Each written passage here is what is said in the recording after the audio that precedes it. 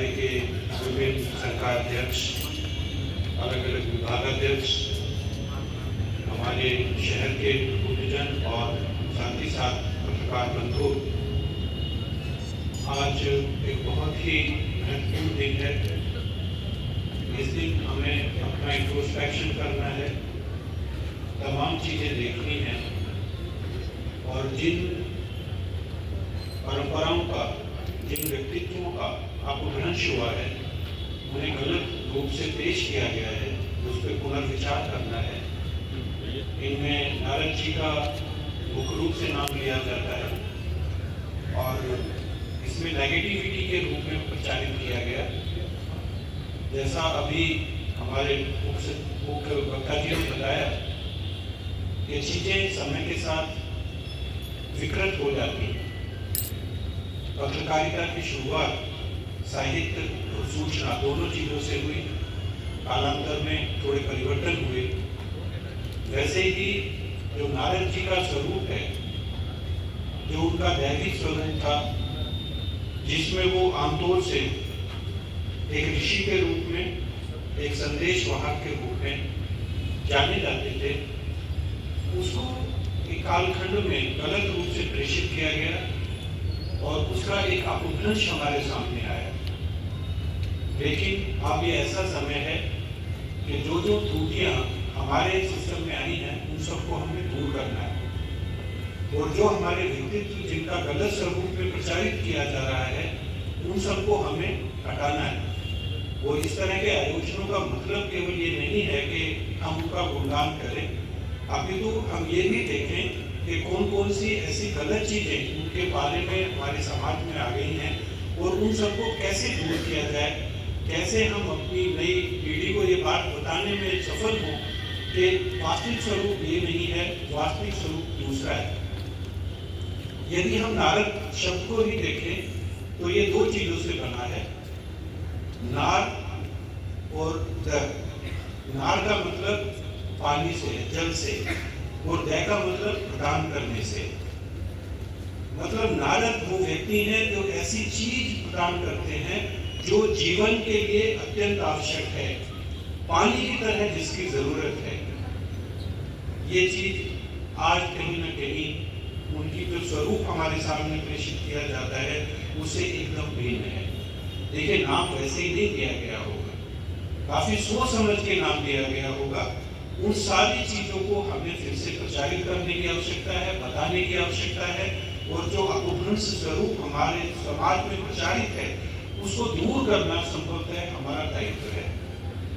इसके साथ ही साथ एक दूसरी चीज भी जुड़ी थी कि उनको कॉस्मिक मैसेंजर के रूप में जाना जाता है, कि क्या होने वाला है दुनिया में, वो चीज भी उनको पता है।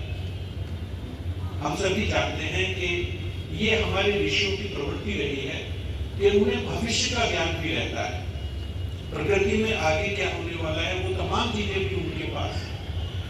इसके साथ ही साथ जो उनका स्वरूप है वो वैज्ञानिक भी है, वो अनेक ग्रहों पे जा सकते हैं, द्रुतगामी है, सूचना एकत्र करना उनका स्वभाव है, वो सूचना को प्रसारित करना उनकी नियति है। अब ये तमाम चीजें हमारे समाज में कहाँ तक प्रचारित हैं, मुझे लगता है संभवतः हमें दायित्व लेना पड़ेगा और नारद जी का जो सही स्वरूप है वो समाज के सामने प्रस्तुत करना होगा। कि आदर्श पत्रकार के रूप में हम नारद जी को समाज के सामने प्रतिष्ठित करें। इसके साथ ही साथ जो दूसरी और कई बातें देखने में आपको दिखेंगी कि नारद जी समरूपता के प्रतीक हैं, सबको समान दृष्टि से देखते हैं। वो भगवान हो, वो आम आदमी हो, वो पीड़ित हो या वो पीड़ित करने वाला हो, सबको समरूपता से देखते हैं, बराबर दृष्टि से देखते हैं। ये हमारे पत्रकार भाइयों के लिए, हमारे पत्रकार जगत के लिए एक बहुत बड़ा चरित्र वाला प्रश्न है कि क्या हम वास्तव में उन सब चीजों की शब्दतः पालन करते हैं या नहीं करते। एक और चीज जो आप देखेंगे उनके व्यक्तित्व में कि वो संकट मोचन है, क्राइसिस मैनेजमेंट उनकी सबसे बड़ा गुण है। आप देखिए कि हमारे माइथोलॉजी में जहाँ जहाँ कोई भी दिक्कतें पैदा हुई, कोई क्राइसिस पैदा हुआ, यहाँ तक कि क्राइसिस अमंग गॉड्स जब भी पैदा हुआ, भगवानों के बीच में भी कोई किसी तरह की दिक्कतें पैदा हुई, उसका निराकरण हमेशा ऋषिवर नारद जी ने किया। तो क्या कोई साधारण आदमी ऐसा काम कर सकता है? और यही दायित्व तो आज के पत्रकार बंधुओं का भी है कि जहां जहां भी क्राइसिस होता है, क्राइसिस मैनेजमेंट संभव है पत्रकार का सबसे पहला दायित्व है। हम लोगों ने पिछले 10-12 साल में देखा भी है कि किस तरह लोगों ने, अच्छे पत्रकारों ने, अच्छे लेखकों ने इन चीजों को बहुत अच्छे स्वरूप में प्रदर्शित किया है। सभी अभी आप लोगों ने निरंतर में देखा कि पूरे देश में एक चीज चल रही है, सस्टेनेबिलिटी, कि कैसे मानवता का स्थायित्व इस जमीन पे सुनिश्चित किया जाए। उसके लिए हमारी जो यूएनओ है, उन्होंने 17 सस्टेनेबिलिटी गोल्स बनाए। एक स्थायित्व के लिए ये तमाम चीजें जरूरी हैं। अब यदि आप उन 17 सस्टेनेबिलिटी गोल्स को बैठ के उनका विश्लेषण करो तो वो कुछ नहीं है। जो हमारे पंच परिवर्तन की बात हमारे देश में की जा रही है, वहां तो उनको 17 नाम दिया गया है, हमारे यहाँ तो 5 ही है, और वो 5 में वो 17 के 17 सस्टेनेबिलिटी गोल जो है समाहित है। ये शक्ति है हमारी परंपरा की, हमारी धार्मिक आस्था की, और हमारी जो एक सनातन जो हमारा चरित्र है, उसका ये एक शक्ति है। संभव है इसको समझने की आवश्यकता है कि जो पूरा विश्व बहुत सारी चीजों को एक साथ समाहित नहीं कर पाता है, हम छोटे से शब्दों में समाहित कर पाते हैं। हमारे मुख्य अतिथि जी ने बहुत सुंदर उसमें कहा कि पूरी दुनिया एक है, पूरी दुनिया कुटुंब है। ये तो हमने बहुत पहले भी किया था, पुरातन काल में भी किया था। आज हम करते हैं बात ग्लोबल सिटीजन की, हम तो बहुत पहले से करते हैं ग्लोबल सिटीजन की बातें, पर क्या हम अपने बच्चों को ये तमाम बातें बता पाते हैं या बता पाए?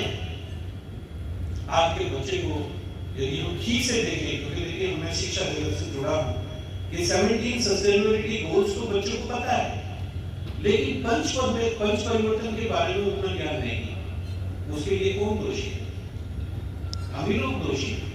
हमने अपनी जो पीढ़ी है, भावी पीढ़ी है, उसको ये तमाम चीजें ठीक से बताई ही नहीं। इस पे गंभीरता से विचार करने की आवश्यकता है, और मुझे पूर्ण आशा है कि इस तरह के आयोजन, जैसे आज हम यहाँ एक साथ बैठे हैं नारद जयंती के अवसर पे, तो नारद जी का सही व्यक्तित्व यदि हम अपनी पीढ़ी के सामने रख पाएंगे तो निश्चित रूप से भारतीय पत्रकारिता का प्रखर स्वरूप सभी के सामने दिग्दर्शित होगा, और निश्चित रूप से हम पूरे विश्व को भी ये बता पाएंगे कि हिंदी पत्रकारिता किसी भी पत्रकारिता से कम नहीं है। ये बहुत ही खुशी की बात है कि लगभग 200 साल पहले जो प्रकरण शुरू हुआ था, वो आज अदृश्य करते हैं, और बहुत सारी ऐसी न्यूज एजेंसी हैं पूरी दुनिया की, जो हमारे हिंदी में सूचनाएं होती हैं, जो यहाँ पे खबरें होती हैं, उन सबका रूपांतरण दूसरी भाषाओं में करके प्रचारित किया जाता है। ये हमारे पत्रकार बंधुओं के लिए निश्चित रूप से बहुत ही वो साधुवाद के पात्र हैं कि उन्होंने इस तरह की महारत इस क्षेत्र में हासिल की, लेकिन अभी देखिए रास्ता बहुत लंबा है। ऐसा हमारे माननीय मुख्य अतिथि जी ने भी बताया कि चीजें उतनी आसान नहीं है। हमारा देश, यहाँ तक कि पूरा विश्व एक परिवर्तन के दौर से गुजर रहा है, और इस परिवर्तन में निश्चित रूप से हमारी पत्रकारिता को भी अपने आप को ढालना होगा। स्वरूप बदला है, केवल प्रिंट मीडिया नहीं है, इलेक्ट्रॉनिक मीडिया है, और इलेक्ट्रॉनिक मीडिया में भी केवल टीवी नहीं है, बहुत सारे प्लेटफॉर्म हैं। इन सारे प्लेटफॉर्म में को समाहित करते हुए एक अपनी कार्य योजना बनाना निश्चित रूप से आज की सबसे पहली जरूरत है कि सही सूचनाएं सही व्यक्ति पर सही समय से पहुंचे। यदि हम ये कर पाते हैं तो निश्चित रूप से हम लोग इस तरह के आयोजन करने में जरूर ही सफल होंगे। आज हम सभी जानते हैं कि आज वर्ल्ड प्रेस फ्रीडम डे भी है, कि जो हमारा प्रेस मीडिया है, इस सब को कैसे अलग अलग चीजों से बिल्कुल अलग रखा जाए कि इस पे किसी तरह का कोई असर ना पड़े, सरकारों का असर ना पड़े, किसी क्राइसिस का असर ना पड़े, किसी धर्म का असर ना पड़े, किसी युद्ध का असर ना पड़े। बिल्कुल सब चीजों से अलग रहते हुए ये सही सूचनाएं मानवता को प्रदान करें, आज का ये पूरा लक्ष्य है। आज इस दिन निश्चित रूप से हमें ये अहद करना चाहिए, संकल्प करना चाहिए कि हम किसी भी तरह के परटर्बेशन से, जो चीजें हमें प्रभावित करती है, उन सबसे दूर रहते हुए सही सूचनाएं सही व्यक्ति को सही समय पर पहुंचाएंगे। इसके साथ ही साथ जैसा मैंने पहले भी कहा कि 200 साल जर्नलिज्म के हो रहे हैं, तो हमें अपनी जगह इंटरनेशनल मीडिया में भी बनानी है, और साथ ही साथ जो एक पुरानी परंपरा हमारी है उसको जोड़ के बच्चों को बताना है। हम केवल इतनी पुरानी बातों को बच्चों को बताएंगे, निश्चित रूप से उसका असर उतना नहीं होगा। जो आज हमारी दुनिया में घटित हो रहा है उसके साथ जोड़ के हमें पुरानी बातों को बताना है। और यही लक्ष्य हमारे माननीय प्रधानमंत्री के, हमारे मुख्यमंत्री के, हमारे राज्यपाल महोदय अनेक अवसरों पे प्रतिपादित करते रहे कि दुनिया के इस ज्ञान को, अपनी जो ज्ञान निधि है, पुरातन भारतीय ज्ञान निधि है, आइडियाज इंडियन नॉलेज सिस्टम, उसके साथ जोड़ के बच्चों को दिखाना है। जैसे अभी हमने पंच परिवर्तन की बात की, 17 सस्टेनेबिलिटी गोल के साथ सीधा उसका संबंध है। तो हम बच्चों को यही बता सकते हैं कि देखिए जो चीजें 17 में कवर्ड है वो हमारे तो 5 में ही कवर्ड है, राधा उससे ज्यादा मजबूत है। यदि हम ये तमाम चीजें बच्चों को बता पाते हैं तो निश्चित रूप से हम अपने उद्देश्य में सफल होंगे। साथ ही साथ देखिए जो एक महत्वपूर्ण बात है कि हमें ये मानना पड़ेगा कि भविष्य ज्ञान का है, और ज्ञान का उद्भव, उसका संचय और उसका प्रसार, इन तीनों चीजों पे हमें ध्यान देने की जरूरत है। पूरे विश्व के विचारक इस बात को मान चुके हैं कि भविष्य के विश्व ज्ञान पे आधारित ही होगा। यहाँ तक कि इकोनॉमी, आर्थिक स्थिति भी ज्ञान से ही कंट्रोल होगी, और ये कोई नया विचार नहीं है। भारत में तो देखिए पहले से ही ये तमाम चीजें थी। ज्ञान के बल पे भारत विश्व गुरु बना। पूरी आर्थिक स्थिति पूरे विश्व की ज्ञान के बल पे ही हिंदुस्तान ने कंट्रोल की। आज के विचारक, विश्व के विचारक बैठ के ये प्रतिपादित करते हैं। हम लोग तो 5,000 साल पहले ये सारी चीजें प्रतिपादित कर चुके हैं और पूरे विश्व को करके दिखा चुके हैं। तो हमारे लिए ये चीज आज भी कोई मुश्किल नहीं है। यदि हम लोग पढ़ेंगे तो निश्चित रूप से एक बार फिर से हम ज्ञान की पताका फहराएंगे और विश्व में एक बार फिर से विश्व गुरु होते हुए विश्व शक्ति बनेंगे, और साथ ही साथ पूरे विश्व को ज्ञान की शक्ति से कंट्रोल करेंगे। लेकिन हमने कभी बल से किसी को नहीं जीता, हमने हमेशा ज्ञान से जीता, और यही जीत देखिए बहुत दिन तक रुकती है। ज्यादा दिन तक वही जीत रुकती है। 8 इकाइयों वाली जीत बहुत दिन नहीं रुकती, वो स्थायी नहीं होती। तो आइए हम सब मिलकर आज इस दिन ऋषि नारद जी के जन्म जयंती पे इस बात का संकल्प लें कि हम सही सूचनाएं व्यक्ति को पहुंचाएंगे, हर व्यक्ति को पहुंचाएंगे, समाज के हर चीज को पहुंचाएंगे। इसके साथ ही साथ मानवता की स्थिरता के लिए जो भी चीजें आवश्यक है उन सब के प्रति अपनी नई पीढ़ी को संज्ञानित करते हुए ये सुनिश्चित करेंगे कि भारतीय ज्ञान परंपरा को आज के वैज्ञानिक विकास के साथ जोड़ते हुए अपनी पीढ़ी को बताएं, और साथ ही साथ उन्हें ये भी संज्ञानित करें कि यदि भविष्य में आपने विश्व गुरु बनना है तो निश्चित रूप से रास्ता एक ही है कि ज्ञानवान बनो। हम सभी जानते हैं कि आज हमारे देश की औसत आयु लगभग 28 साल कुछ महीने है, और हम लोग 1 साल 2 महीने प्रतिवर्ष के हिसाब से बूढ़े हो रहे हैं। इसका मतलब अगले 25 साल में हम लोग 60 साल क्रॉस कर जाएंगे, और जब कोई देश जिसकी औसत आयु 60 साल से ज्यादा हो जाती है उसकी उत्पादकता कम हो जाती है। पूरा विश्व, पूरा यूरोप, अमेरिका इसका उदाहरण है। ये 25 साल हमारे लिए बहुत ज्यादा महत्वपूर्ण है।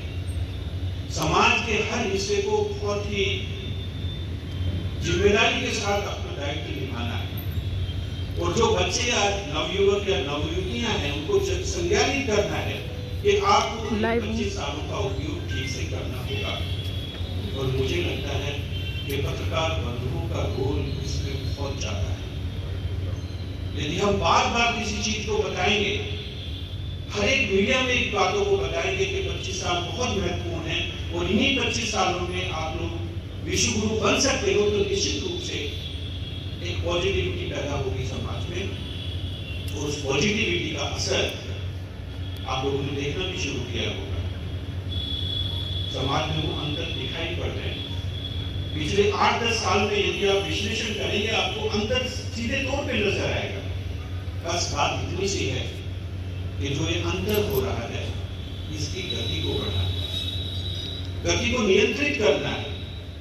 बच्चों को ये बताना है कि कौन सा ज्ञान मानव हित में है और कौन सा ज्ञान मानव हित में नहीं है। अब हम इंटरनेट की बात करते हैं तो सभी जानते हैं कि 70% चीजें रिडंडेंट है, कोई यूज नहीं है उनका। अब बच्चे को कैसे पता चलेगा कि कौन सा 70% बेकार है और कौन सा 30% यूजफुल है? कौन बताएगा? या तो अध्यापक बताएंगे या पत्रकार। ये सारे दायित्वों के प्रति हमें संज्ञानित होना होगा। यदि हम ये सब कर पाते हैं तो निश्चित रूप से जो ऋण ऋषि नारद जी का हमारे ऊपर है, उसको शायद थोड़ा बहुत हिस्सा हम लोग उतार पाए। इसी संकल्प के साथ कि आइए हम सब बढ़ें और पूरे एकजुट होके जो परिकल्पना हमारे नीति निर्धारकों ने की है, नीति निर्माताओं ने की है, उसमें अपना योगदान दें और एक बार फिर से सुनिश्चित करें कि हमारा देश ज्ञान के बल पे फिर से ज्ञान की पताका फहराते हुए विश्व गुरु बने, अग्रिम बने और पूरे विश्व को एक बार फिर से रास्ता दिखाए। बहुत बहुत धन्यवाद। जय हिंद, जय भारत, जय विजय।